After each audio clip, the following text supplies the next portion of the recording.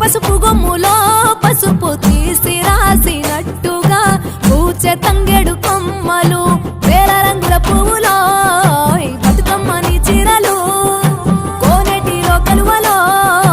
గౌరమ్మని రవికలు ఎంతటి అందాల మహారాణివే నీ చుట్టూ పూలన్నీ చలికత్తెలే నిన్ను చూడాలని ముందుగా వచ్చిందే పువ్వుల దీపావళి బతుకమ్మ రాకతో మావాతిలి మురిసెనే పాటతో ప్రతిలోకి